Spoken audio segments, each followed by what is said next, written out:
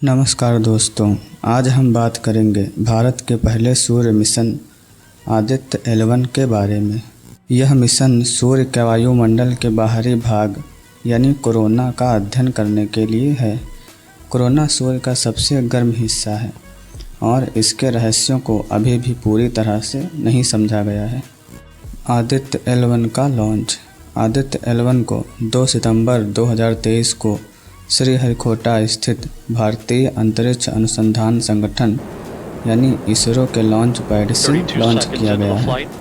इसे PSLV rocket द्वारा launch किया गया था, जो इसरो का सबसे शक्तिशाली रॉकेट है। लॉन्च के बाद का रास्ता। आदित्य L1 को लॉन्च के बाद लगभग 4 माह तक पृथ्वी के गुरुत्वाकर्षण से बाहर निकलने और सूर्य पृथ्वी के L1 बिंदु पर पहुंचने में लगेंगे। यह बिंदु सूर्य और पृथ्वी के बीच एक संतुलन बिंदु है, जहां अंतरिक्ष यान स्थिर रह सकता है। आदित्य L1 अपने साथ कौन कौन से उपकरण ले गया है, आइए जानते हैं। आदित्य L1 में 7 वैज्ञानिक उपकरण हैं जो कोरोना का अध्ययन करेंगे।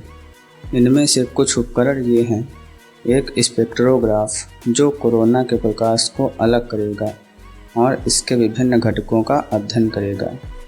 एक इमेजिंग उपकरण जो कोरोना की तस्वीरें लेगा। एक चुंबकीय क्षेत्र मापक जो कोरोना के चुंबकीय क्षेत्र को मापेगा।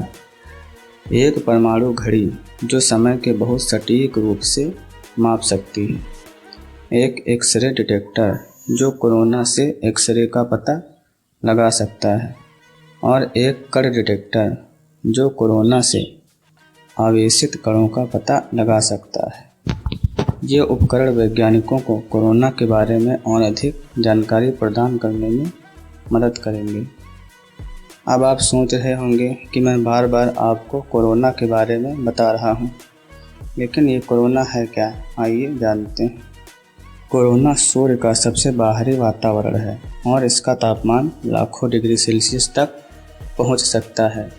कोरोना बहुत पतला है और इसका घनत्व पृथ्वी के वायुमंडल के घनत्व से लाखों गुना कम है। सूर्य के कोरोना का रहस्य। सूर्य के कोरोना का तापमान इतना अधिक क्यों है, यह एक रहस्य बना हुआ है। वैज्ञानिकों का मानना है कि कोरोना का तापमान सौर नाभिक में होने वाली संलयन प्रक्रियाओं से उत्पन्न होता है। हालांकि यह प्रक्रिया अभी भी पूरी तरह से समझी नहीं गई है। सूर्य के कोरोना का अध्ययन करना एक चुनौतीपूर्ण कार्य है। इसका कारण यह है कि कोरोना बहुत दूर और बहुत पतला है। वैज्ञानिकों ने विभिन्न तरीकों का उपयोग करके कोरोना का अध्ययन करने की कोशिश की है। अब भारत का यह मिशन इस अध्ययन को और आगे बढ़ाएगा, जिससे हम कोरोना के रहस्यों को सुलझा पाएंगे। अब मैं आपको बताता हूँ कि सूर्य के कोरोना का अध्ययन करना हमारे लिए इतना ज़रूरी क्यों है। सूर्य के कोरोना का अध्ययन करना वैज्ञानिकों के लिए कई कारणों से आवश्यक है। पहला कारण, कोरोना सूर्य की ऊर्जा के स्रोत के बारे में महत्वपूर्ण जानकारी प्रदान कर सकता है।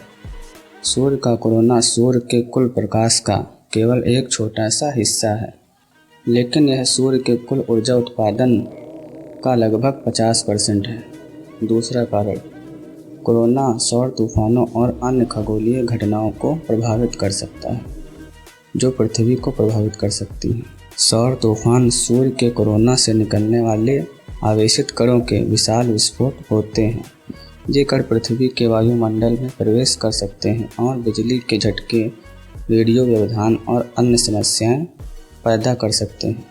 वैज्ञानिकों को यह समझने की आवश्यकता है कि कोरोना कैसे सौर तूफानों को उत्पन्न करता है, ताकि वे इन घटनाओं की भविष्यवाणी और उनके प्रभावों को कम करने के लिए उपाय कर सकें।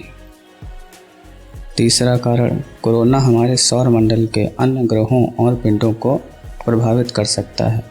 उदाहरण के लिए, कोरोना से निकलने वाले आवेशित कण मंगल के वायुमंडल को धीरे धीरे पतला कर रहे हैं। वैज्ञानिकों को यह समझने की आवश्यकता है कि कोरोना हमारे सौर मंडल के अन्य पिंडों को कैसे प्रभावित करता है, ताकि वे इन प्रभावों को कम करने के लिए उपाय कर सकें। अब आदित्य L1 मिशन के महत्वों के बारे में जानते हैं। आदित्य L1 मिशन भारत के लिए महत्वपूर्ण उपलब्धि है। यह मिशन हमें सूरज के बारे में महत्वपूर्ण जानकारी प्रदान करेगा, जो हमारे ग्रह और ब्रह्मांड को समझने में मदद करेगा। यह मिशन हमें सूरज की उत्पत्ति और विकास के बारे में अधिक जानकारी जानने में मदद करेगा। यह मिशन हमें सूरज की चुंबकीय क्षेत्र की गतिशीलता को समझने में मदद करेगा और यह मिशन हमें सूरज से आने वाले विकिरण प्रभावों को समझने में मदद करेगा तथा यह मिशन हमें सौर तूफानों और अन्य सौर घटनाओं को बेहतर ढंग से पूर्वानुमानित करने में मदद करेगा। आदित्य L1 मिशन में यान को लैग्रेंज बिंदु के चारों ओर एक प्रभामंडल कक्षा में स्थापित किया जाएगा, जो पृथ्वी से लगभग 1.5 मिलियन किलोमीटर दूर है।